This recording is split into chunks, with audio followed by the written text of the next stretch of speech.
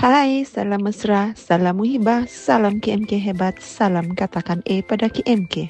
Bertemu lagi bersama saya, Cikgu Koni, dalam subjek Kesusastraan Melayu Komunikatif SCPM Semester 3. Pada hari ini, kita teruskan pembelajaran kita untuk tajuk Bahagian B, pengurusan dengan meneliti terapan umum pengurusan berdasarkan cerpen di sebalik sirat makna. Jika dalam pembelajaran sebelum ini kita meneliti bagaimana penerapan setiap prinsip pengurusan di dalam cerpen di sebalik sirat makna dengan memfokuskan analisis terhadap 5 kepentingan setiap prinsip pengurusan, iaitu perancangan, pengorganisasian, tenaga kerja, kepimpinan dan kawalan, dan 5 proses untuk setiap 5 prinsip pengurusan tersebut. Maka pada kali ini kita akan cuba meneliti bagaimana terapan 5 prinsip pengurusan itu dilakukan secara umum di dalam cerpen di sebalik sirat makna. Secara ringkasnya, pembelajaran kita pada hari ini akan melihat bagaimana prinsip perancangan, pengorganisasian, tenaga kerja ataupun staffing, kepimpinan dan kawalan diterapkan di dalam cerpen di sebalik sirat makna, tetapi kita tidak akan melihat kepentingan ataupun proses untuk setiap prinsip ini. Jadi, untuk pembelajaran yang lebih lanjut, ayo kita beralih ke slide berikutnya. Terlebih dahulu, ayo kita lihat konsep pengurusan. Pengurusan merujuk kepada kerjasama kelompok manusia secara efektif dan sistematik dalam organisasi bagi mencapai matlamat organisasi. Untuk penerapan 5 prinsip pengurusan di dalam cerpen di sebalik sirat makna, dalam pembelajaran ini cikgu hanya akan memperjelaskan bagaimana setiap prinsip ini diterapkan di dalam cerpen di sebalik sirat makna dan contoh peristiwa yang berlaku ataupun yang terdapat di dalam cerpen di sebalik sirat makna bagi setiap prinsip perancangan. Jadi, pendek kata, untuk pembelajaran pada hari ini, cikgu hanya akan memberikan fakta iaitu prinsip pengurusan yang diterapkan di dalam cerpen di sebalik sirat makna dan juga contoh peristiwa bagi penerapan setiap prinsip perancangan. Kita mulakan dengan melihat penerapan prinsip pengurusan yang pertama iaitu perancangan. Dalam cerpen di sebalik sirat makna, aspek perancangan ini dapat dilihat apabila pemimpin iaitu Cikgu Michael Teo selaku pengetua telah menetapkan matlamat untuk meningkatkan tahap disiplin pelajar sekolahnya dengan meminta Cikgu Nazgir dan Cikgu Ibau untuk bekerjasama agar tahap disiplin dapat ditingkatkan dan masyarakat tidak membuat penilaian yang buruk terhadap disiplin sekolah. Jadi, dalam perancangan yang paling penting adalah penetapan matlamat atau hala tuju organisasi. Itu perlu diingat oleh pelajar. Oleh itu, jika kita ingin melihat bagaimana prinsip perancangan ini diterapkan dalam sesebuah karya, kita hendaklah melihat apakah matlamat yang telah ditetapkan yang ingin dicapai oleh pemimpin dalam organisasinya. Jadi, untuk cerpen di sebalik sirat makna, matlamat yang ingin dicapai oleh pemimpinnya, iaitu Cikgu Michael Teo selaku pengetua, ialah untuk meningkatkan tahap disiplin pelajar. Okey, jadi setelah pelajar mengemukakan matlamat yang ingin dicapai, maka pelajar juga ataupun calon hendaklah menyatakan apakah strategi yang digunakan oleh Cikgu Michael Teo untuk mencapai matlamatnya ini. Jadi dalam hal ini, strategi yang digunakan oleh Cikgu Michael Teo untuk mencapai matlamatnya untuk meningkatkan tahap disiplin pelajar di sekolahnya adalah dengan meminta Cikgu Nazgir selaku penolong kanan hal ehwal murid dan Cikgu Ibau selaku Ketua Warden bekerjasama agar tahap disiplin dapat ditingkatkan dan tidak mendapat persepsi buruk daripada masyarakat luar. Itu untuk bahagian perancangan. Untuk prinsip yang kedua iaitu pengorganisasian, calon hendaklah tahu bahawa dalam prinsip pengorganisasian ini perkara paling penting adalah pengagihan tugas. Oleh itu, untuk mengemukakan contoh, calon hendaklah memahami apakah bentuk agihan tugas dan struktur organisasi yang terdapat dalam sesebuah organisasi yang bertujuan untuk mencapai matlamat yang telah ditetapkan.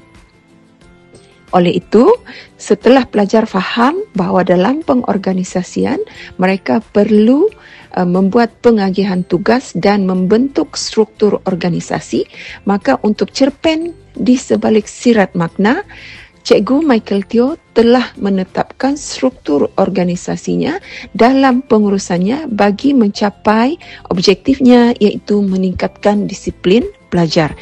Jadi, setelah mengemukakan huraian seperti ini, calon hendaklah menurunkan bentuk struktur organisasi ataupun carta organisasi yang terdapat dalam cerpen di sebalik sirat makna. Tidak perlu ubah apa-apa, kita ataupun calon hanya perlu menurunkan struktur organisasi yang sebenar, yang betul, yang terdapat di dalam cerpen di sebalik sirat makna sebagai contoh untuk penerapan prinsip pengorganisasian. Jadi di dalam prinsip pengorganisasian seperti yang terdapat di dalam cerpen di sebalik sirat makna, hierarki jawatan adalah bermula dengan pengetua iaitu Cikgu Michael Teo, diikuti dengan penolong kanan pentadbiran iaitu Encik Mutu, kemudian ada penolong kanan hal ehwal murid iaitu Encik Nazkir bin Zakir, diikuti oleh Ketua Warden Asrama iaitu Encik Ibau Paul Nyibang, dan akhir sekali ada Warden Asrama yang dilantik iaitu Encik Nazkir bin Zakir. Ingat, calon mesti menurunkan struktur organisasi yang terdapat dalam pengurusan sekolah tempat Cikgu Nazkir bertugas. Prinsip yang ketiga ialah tenaga kerja. Dalam prinsip tenaga kerja ini, pelajar haruslah ingat perkara paling penting ialah penempatan tenaga kerja berdasarkan kelayakan ataupun keupayaan yang dimilikinya. Oleh itu, jika kita teliti aspek tenaga kerja yang terdapat di dalam cerpen di sebalik sirat makna, ialah pelantikan Cikgu Nazkir sebagai Warden Asrama Serjana yang telah dilakukan oleh pengetua sekolah iaitu Cikgu Michael Teo adalah berdasarkan faktor bahawa Cikgu Nazkir adalah bekas pelajar sekolah tersebut dan berpengalaman sebagai pelajar asrama. Selain daripada itu, calon juga boleh mengambil contoh pelantikan Cikgu Nazkir sebagai penolong kanan hal ehwal murid di sekolah adalah dilakukan oleh pengetua sekolah Cikgu Michael Teo atas faktor Cikgu Nazkir mempunyai ijazah dan merupakan bekas pelajar di sekolah tersebut. Okey, itu untuk prinsip ketiga, tenaga kerja.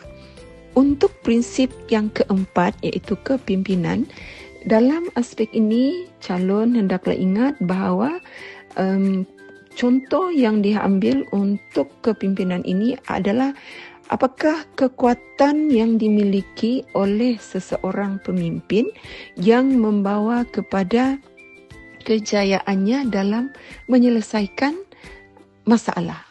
Okey, jadi di dalam hal ini kepimpinan yang dimiliki oleh Cikgu Michael Teo adalah bijak berkomunikasi.